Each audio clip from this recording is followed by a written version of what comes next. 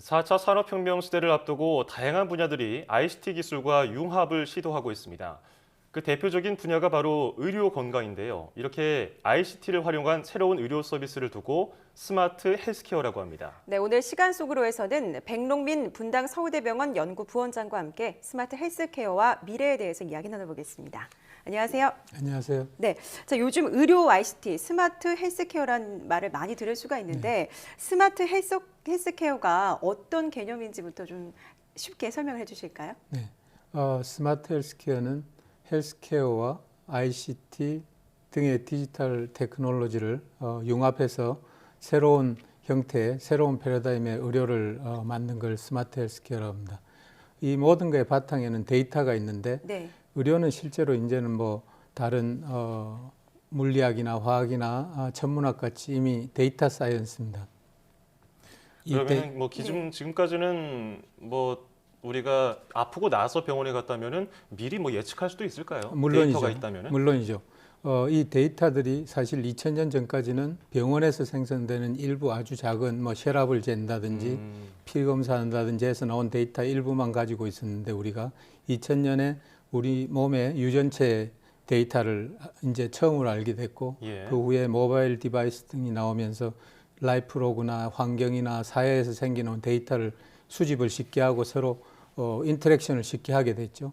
그 다음에 최근에 와서는 오믹스라고 하는데 단백질이나 분자 유전학이나 이런 데서 생기는 많은 새로운 정보들이 생기면서 유전체, 라이프로그, 의료 정보, 뭐 사회 정보, 환경 정보, 그 다음에 오믹스의 정보 이걸 전부 다 합쳐서 빅데이터 분석 툴을 통해서 분석을 하면 이 데이터에서 우리가 의미 있는 정보를 알 수 있습니다. 그 의미를 가지고 건강이나 질환의 본질을 알 수가 있고 그다음 생성 기정, 왜 질환이 생기는가도 알 수가 있고 이걸 통해서 이제 우리가 쉽게 말하면 건강이나 질환에 대해서 옛날보다 훨씬 더 큰 돋보기를 가지고 정확하게 들여다볼 수 있게 됩니다.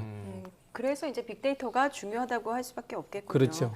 네. 예전에는 이제 한동안 건강할 때 건강을 더 챙겨야 한다, 웰니스 케어가 중요하다 이런 얘기를 많이 했었는데 스마트 헬스 케어가 이거보다 더 한 단계 나아간 개념이라고 하는데 맞습니까? 물론이죠. 나아가고 범위도 넓어진 셈이죠. 웰니스라는 건 사실 처음 나올 때는 건강할 때 질병이 생기기 전에 건강을 지키면 질병이 안 생길 거다. 그런 아이디어로 생겼지만 지금은 실제로 일반인과 그러니까 건강인과 환자의 경계가 없다는 걸 이미 알게 됐습니다. 많은 분석을 통해서. 그래서 사람이 아프다가도 안 아플 수도 있고 안 아프다가도 아플 수 있는 경계 없이 계속 흘러가는 흐름이라는 걸 알게 됐기 때문에 건강할 때 건강을 지키는 게 중요한 게 아니라 처음부터 질병이 안 생기게 질병은 모두 다 생길 수 있는 요인을 갖고 있습니다. 우리 모두가.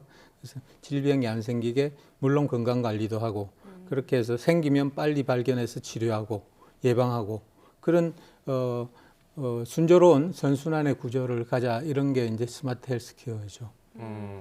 이게 데이터를 쉽게 수집할 수 있는 것이 우리가 그 쓰는 ICT 물건, 가전제품 중에서 그런 데이터를 수집할 수 있는 기능들이 생겨났기 때문인 것 같은데요. 물론이죠. 웨어러블 기기라든지 네. 뭐 스마트폰 애플리케이션 네. 그게 많은 걸 변화시키고 있는 것 같아요. 네.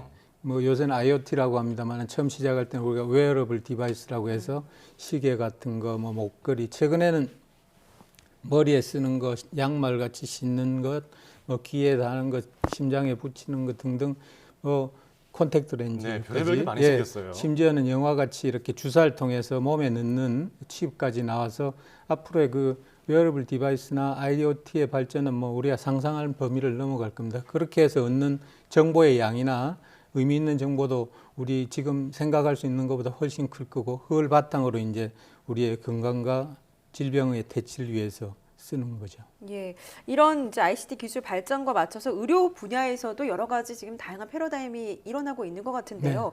의료 분야에서는 요즘 현재 어떻게 좀 변화되고 제일 있습니까? 큰 변화는 사후에 관리하고 생기면 해결하고 그다음에 해결하면 다시 집에 돌려보내서 잊어버리고 그런 전통적인 패러다임에서 미리 생기지 않게 만들고 늘 건강하게 만들고 생기면 빨리 발견해서 쉽게 치료하고 이런 패러다임으로 바뀌고 있는 추세입니다. 그럼 미리 알고 대처한 사례가 우리가 쉽게 알 수 있는 게 있을까요? 제일 대표적인 게 잘 아시는 엔젤리나 졸리가 예방적인 유방암 수술을 받았는데 예, 예. 그 이유는 브라카라는 유전체를 엔젤리나 졸리가 갖고 있는데 그 유전체를 가지고 있으면 60세 이전에 유방암이 생길 확률이 80%고 예를 들어서 그 다음에 80세 이전에 뭐 난소암이 생길 확률이 몇십 %라는 걸 우리가 이제 알고 있습니다. 그게 스마트 헬스케어의 덕분이죠.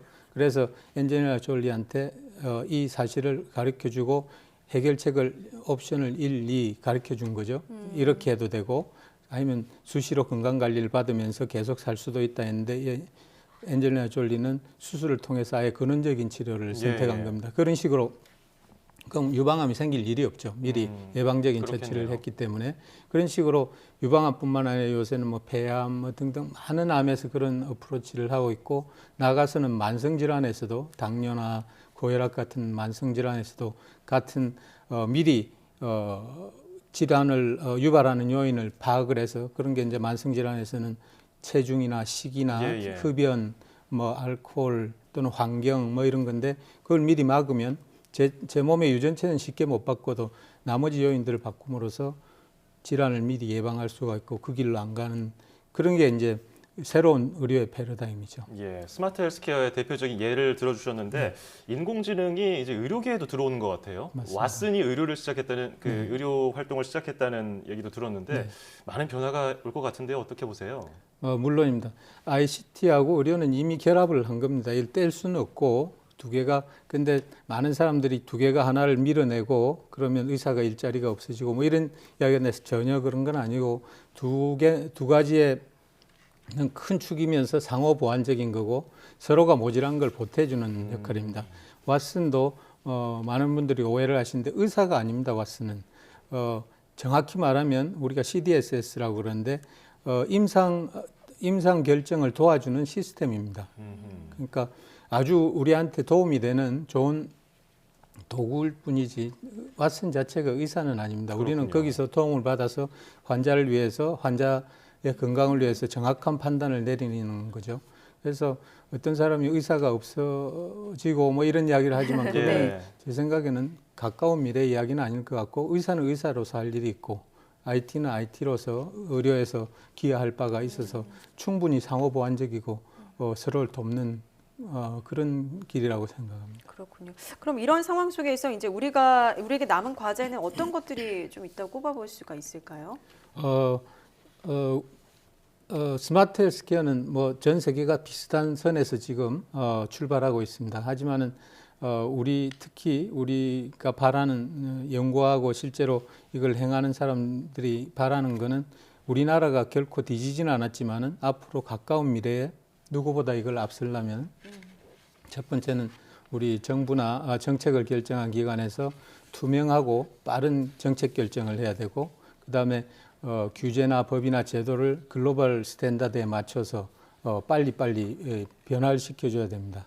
뿐만 아니라 개인정보의 이슈 이런 것도 슬기롭게 또는 합리적으로 풀어서 빨리 이걸 유용하게 쓸 수 있어야 되고 제일 중요한 거는 이게 큰 산업이란 겁니다. 헬스케어는 이미 세계 모든 산업 중에 제일 큰 산업이 됐습니다. 여기서 빨리 우리가 먹거리 그다음에 새로운 일자리를 찾지 않으면 지금 우리나 전자나 자동차에서 가지고 있는 그 조그마한 포션 가지고 우리가 크게 우리나라가 뭐 쉽게 하면 먹고 살고 있는데 그런 좋은 기회를 또다시 잡을 그런 기회를 놓칠까 봐 많은 사람들이 걱정을 하고 있죠. 그래서 이 산업화에 대해서도 신경을 써야 된다고 생각합니다. 자, 오늘 스마트 헬스케어의 현재와 미래 또 이것을 어떻게 활용해야 되는지 알아봤습니다. 지금까지 분당 서울대병원 백롱민 교수와 함께했습니다. 오늘 고맙습니다. 고맙습니다. 감사합니다.